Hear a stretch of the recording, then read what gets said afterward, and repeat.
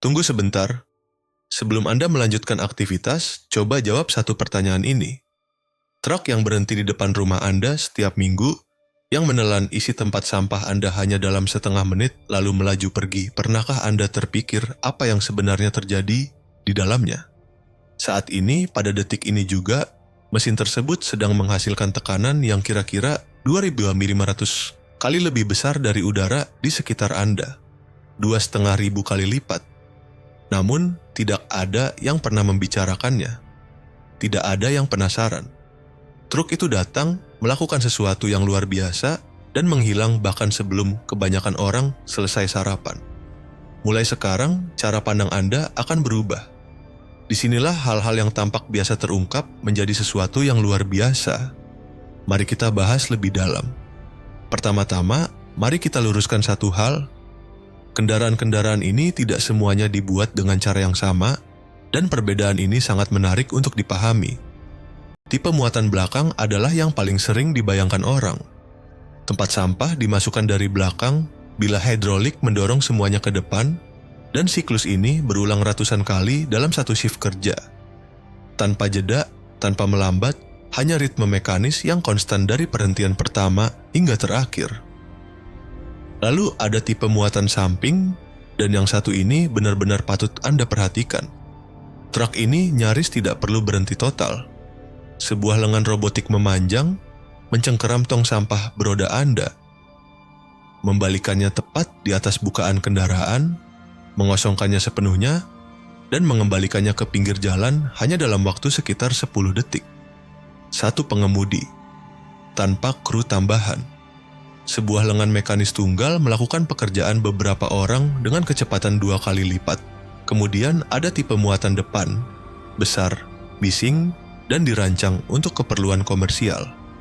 Truk ini melaju menuju bak sampah berukuran besar, menyelipkan 2 garpu baja ke bagian bawahnya, mengangkat seluruh bak tersebut, yang terkadang beratnya mencapai ratusan kilogram, ke atas dan melewati kabin, lalu menjatuhkan isinya langsung ke dalam lubang atas truk. Tetangga Anda pasti akan mendengarnya, bahkan dari jarak beberapa jalan. 3 mesin, 3 pendekatan yang benar-benar berbeda. Namun, di balik itu semua, sistem inti yang sama menggerakkan segalanya. Inilah yang sering luput dari perhatian banyak orang. Setiap bagian yang bergerak pada truk sampah, mulai dari lengan, bilah pendorong, pintu belakang, hingga panel pendorong muatan, beroperasi sepenuhnya menggunakan tekanan hidrolik. Mesin menggerakkan pompa.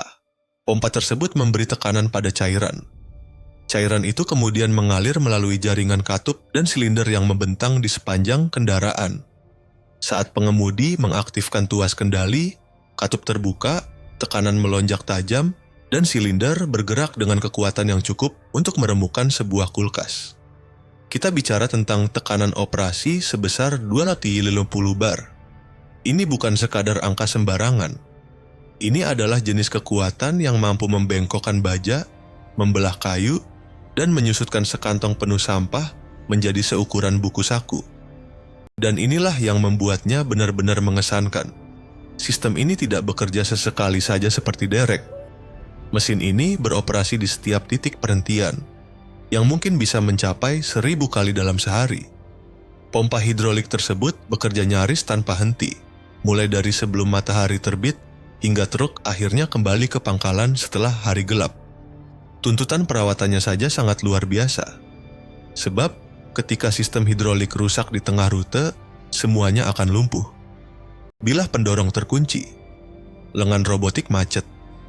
Truk itu seketika berubah menjadi kotak logam raksasa yang semakin lama semakin menimbulkan bau tak sedap di tengah jalan perumahan. Tidak ada yang menginginkan hal itu terjadi, terutama di tengah teriknya musim panas. Sekarang masuk ke bagian yang jarang dijelaskan. Sampah Anda tumpah ke dalam ruang penampung.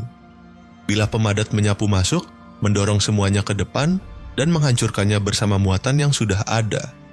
Kemudian bilah itu ditarik mundur. Tong sampah berikutnya datang. Siklusnya terulang kembali. Truk-truk modern memiliki rasio pemadatan antara 4:1 hingga 8:1.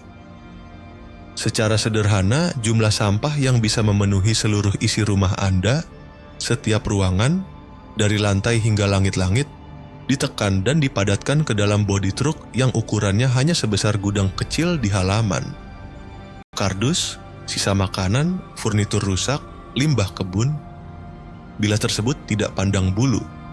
Ia hanya bertugas memadatkan segalanya. Namun, ada satu detail yang akan mengubah cara pandang Anda terhadap kendaraan ini selamanya. Ketika material organik, sisa makanan, ampas kopi, bungkus daging, potongan rumput, hancur di bawah tekanan sebesar itu, cairannya akan terperas keluar. Cairan pekat, gelap, dan sangat bau yang disebut air lindi. Setiap kali bilah tersebut bekerja, ia pada dasarnya memeras cairan ini dari tumpukan sampah. Truk-truk modern dilengkapi sistem drainase tertutup untuk menampungnya. Namun truk yang lebih tua atau truk yang membawa muatan sangat berat di hari yang panas terkadang tidak bisa menampung semuanya. Jejak cairan gelap yang kadang Anda lihat di jalanan setelah truk sampah lewat, itulah air lindi. Anda tidak akan bisa melupakan fakta ini sekarang. Entah Anda menganggapnya sebagai sesuatu yang menakjubkan atau justru menjijikan, itu semua tergantung pada Anda. Begitu truk mencapai batas kapasitasnya, baik dari segi berat maupun volume, mana saja yang tercapai lebih dulu, truk itu akan menuju ke stasiun pemindahan. Pintu belakang terbuka, panel pendorong diaktifkan, dan seluruh muatan yang telah dipadatkan meluncur keluar sebagai satu gumpalan besar yang padat dalam waktu kurang dari 2 menit. Dari sana, material mulai dipilah. Barang-barang yang bisa didaur ulang dipisahkan. Barang berbahaya ditandai. Dan sisanya dikirim ke tempat pembuangan akhir, insinerator, atau fasilitas pengolahan. Truk sampah bukanlah akhir dari cerita. Ini hanyalah langkah pertama dari perjalanan yang jauh lebih panjang.